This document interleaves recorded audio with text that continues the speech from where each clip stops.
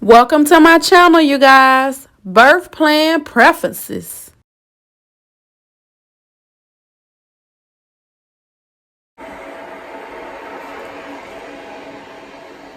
Hello, you guys. Welcome back to my channel. My name is Cornelia Griffin, and today we are going to be talking about birth plans.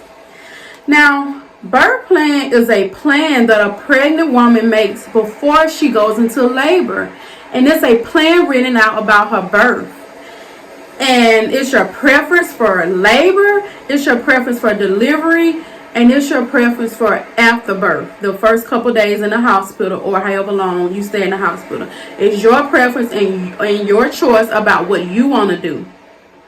Because we have to remember, it's our choice and our plan. If we are pregnant and we have a plan that we want to do, we can do that.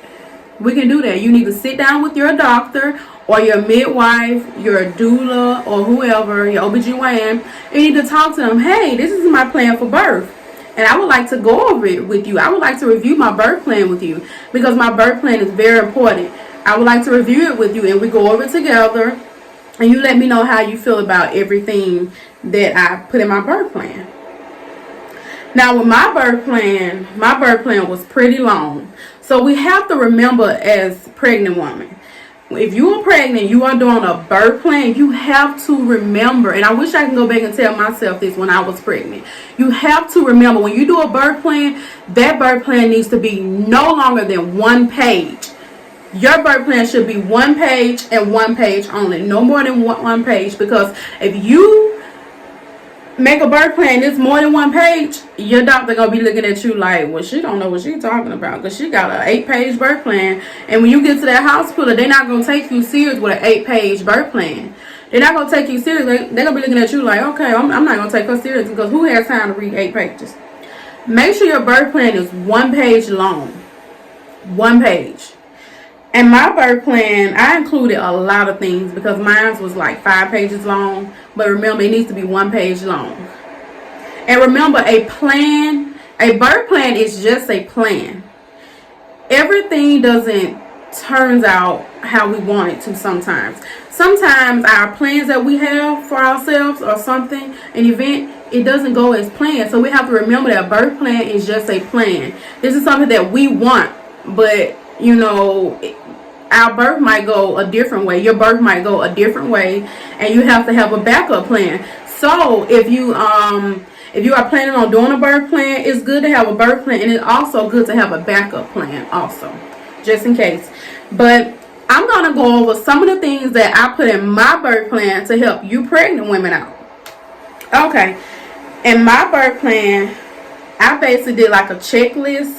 I went online, put my card information in. It's also a lot of free websites and stuff that you can use also for your birth plan, or you can print out something for your birth plan, and you can just fill it out, or you can type it in a computer. But some of the things I included in my birth plan is, I wanted to, during labor, I prefer it to be, standing up, moving around, walking around, and different kind of things. I wanted to keep moving. I want to move around, because if you are not moving while you are in labor, baby's not going to move if you're not moving. You have to be moving and walking around. You have to walk that baby down. Even when you go in labor, you still have to be walking. You still have to work that baby out of you. So I prefer to be standing up and walking around, and I did not prefer to be lying down. Because if you lying down, baby gonna be lying down chilling. You're not encouraged baby to move on out of you. My other preference was birthing ball. Birthing ball. I have a birthing ball that I had planned on using when I was in labor. Birthing balls are so important. You can bounce on the birthing ball. You can do all kind of stuff. Bounce, do your little squats or whatever, and just work that baby out of you. You have to work that baby out of you with the birthing ball. Birthing balls are so important. So important. Also, my preference for was pain management. Was I did not want to use any pain management at all. I didn't want to use the epidural. I didn't want any kind of pain medicine. I don't want none of that. That was my plan, of course. But you know, sometimes, you know, things don't go as planned. So that's your preference. If you want to use pain medicine, put that in your birth plan. If you want to use epidural, any kind of pain medicine, put that in your birth plan. Me personally, my preference was not to use any pain medicine at all, but I ended up using Stadol after the lady kept asking me over and over again. And Stadol, it did not go too well with me because I hyperventilated. So if you plan on using any kind of pain medicine, Stadol or whatever, put that in your birth plan. Epidural, put that in your birth plan. But if you don't, you want to take the more natural route, then say that. But birthing balls are so important, so make sure you keep that in mind. Also, for my comfort measures and other purposes, I wanted to use dim lights. If you are in labor, you don't want all that light in your eyes. No, it's too much light. I wanted relaxing music, dim light, different kind of music like ocean sounds, rain sounds, 432 Hz. It's so many calming music that keeps you calm. I also wanted to do the diffuser with the lavender. Lavender makes you so calm. It makes you so collective. Lavender is so amazing. Lavender and chamomile is so amazing. When you sniff it, it just makes you happy, and it releases that oxytocin. When you are in labor, pregnant woman, you want to release that oxytocin as much as possible. Because if you are releasing the oxytocin, your uterus is contracting, and then that's getting the baby down. You have to remember to release that oxytocin when you are in labor. Do things that's going to release that oxytocin. If you know something that's going to release the oxytocin, do it when you are in labor. Play music. Dim the lights. There's so much that you can be doing to releasing the oxytocin to get that baby out of you. Because if you arguing with somebody while you're in labor, if you upset, if things not going your way, you're not going to be releasing the oxytocin. And your uterus won't be contracting. You won't be getting that baby out of you. You have to work that baby down. Smile. Laugh. It's so much you can do. But another thing that I wanted, I also put lavender essential oil. Like I said, you can use lavender essential oil. You can use chamomile essential oil, but make sure you check with your hospital and your doctor before you actually, you know, do these things. That's why I said a birth plan. You go over with your doctor or whoever you're supposed to be doing, or if you're having a home birth, go over with your doula and your midwife or your doula. Also, my other preference was to do breathing techniques. The whole time I was in labor, I had like 10 different breathing techniques that I wanted to do when I was in labor, because I found that it helps for this part of labor, and it helped for this part of delivery, and it helped for this part of postpartum. Another preference that I wanted to do for labor was I also wanted to get in a tub, take a hot or warm relaxing bath, or a hot shower or a warm shower.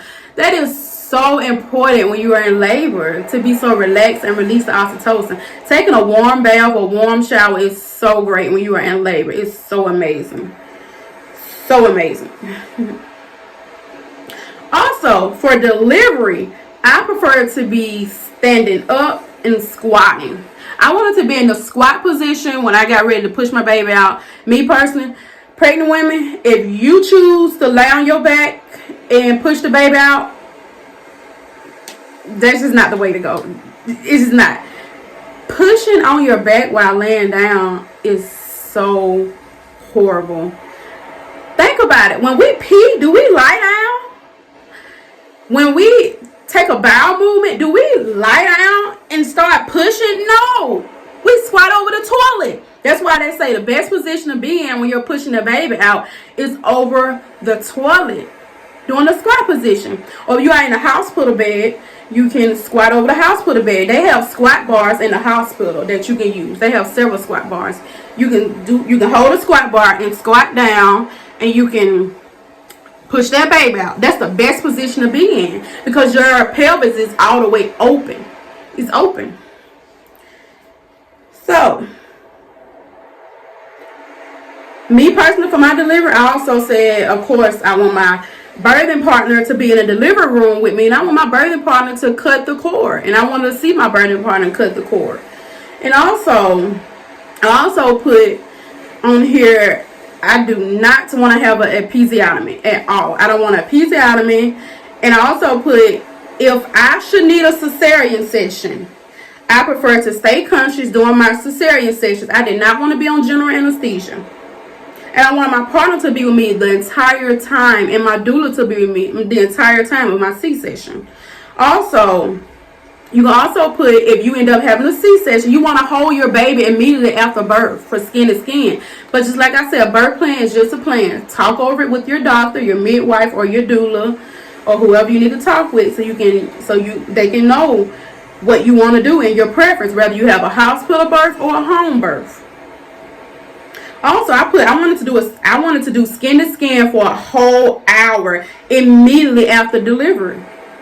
A whole hour, because it's so important. I also put on here my other preferences. I wanted to wait for my baby to be weighed. I wanted to focus on skin to skin for that first hour, of course. I also put that I would like all newborn procedures to be delayed, because like I said, skin to skin within that first hour is so important. Skin to skin is so important immediately after delivery. It's so important. It has so many benefits for mom, so many benefits for baby. It's so important. Very essential for you to be doing skin to skin. If mom is bleeding out, skin to skin, it helps, it works. Skin to skin helps with a whole lot. It helps regulate baby temperature. But I'll talk about that in another video. I also put that I want my baby to be in my presence at all times. And I also put I want all procedures and all medications explained to me before they are carried out. I don't want nothing done without my permission or my consent. You can also put in your birth plan if you choose to breastfeed or if you choose to bottle feed. If you choose to breastfeed, you can put, I don't want my baby to have any pacifiers because I am breastfeeding, and pacifiers interfere with breastfeeding. So hold off on pacifiers for the first 6 weeks if you are breastfeeding. Also, if you are breastfeeding, let them know. Put in your birth plan, no pacifiers, no water, and no formula. Or if you decide to do half and half, you can do pacifiers. You can do formula, and you can do breast milk half and half. It's your preference of what you want to do. Or if you just want to do formula, you can put, hey, I just want to do formula, and that's it. Also, I put in my birth plan, of course, my name, the baby due date. I put the hospital I want to attend. I put my doctor's name, doula name. You can put your husband's name, emergency contacts. You can put a lot of stuff on it. But, of course, you might need that in your birth plan. I also put, just like I said, during labor, I don't want any pain medications or none of that. I want to do the birthing ball, I want to do the squat bar, all that. Make sure you talk with your care providers about all of that. I also put that I did not want it to be shaved. And I also didn't want an IV. I put that in my birth plan. It's your choice if you want an IV or not, or if you want to be shaved or not. It's your choice. I also put that I'll be bringing my own birthing ball. If I don't, I can use, the hospital birthing ball. I also put I want to play my own music. I would like to stay hydrated during labor and to be able to eat. But if I'm not able to eat, I would like to, have stuff like clear liquids, ice chips, or whatever. But now I know that cold things are horrible for you when you're in labor. Cold water, cold ice, all that is not good for the body anyway. It's basically everything from the temperature. But I also put I would like to eat like warm soup while I'm in labor, Put whatever you prefer, your preference when you are in labor. I also put that I only wanted my baby to be monitored if my baby was in distress. Only in distress. And I also put that I do not want any artificial rupture of the membrane when I was in labor. And also, you can also put in your birth plan that you would like to push on your own. You don't need nobody to direct you with pushing unless you want epidural, of course. Then you're going to need somebody to direct you. Also put, I do not want them to use forceps, vacuum extraction, none of that. And I would like for my support person to take pictures. You can put if you want them to take pictures, if you want them to catch the baby. Your preference, like I said, you have that right to do whatever you want to do. Like I said, talk with your care provider. I also put in my birth plan at the time I would like to see the baby crown. course, remember that all plans don't always go as planned. So like I said, you end up having a C-section. Like I told you, you were telling you want to stay conscious. You want your support person to stay with you. You want the screen door so you can watch the baby if you want to, if you prefer that.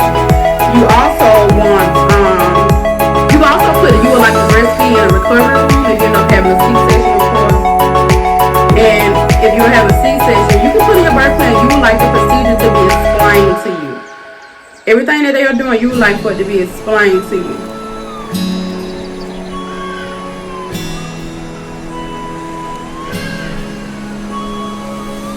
Also, if your baby end up having any exams in the hospitals, you can put you would like for the exams to be in your presence. And you would like for the exams to be after you have bonded with baby. You have a choice if you want baby to use, you have a choice if you want baby to get the vitamin K right after birth. So put that in your plan. If you want baby to get the vitamin K, Hep B shot, or any other thing, you have to put that in your birth plan of what you want to do. Because it is your plan. It's your plan. If you want the eye drops and baby eyes, it's your plan. Also, if you are breastfeeding, put in your birth plan you would like to speak to a lactation consultant time after you have the baby. That would be very important.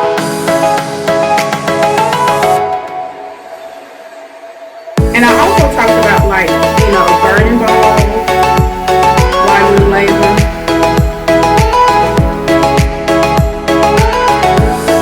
The other ball that you can use while you're in labor is the peanut ball also.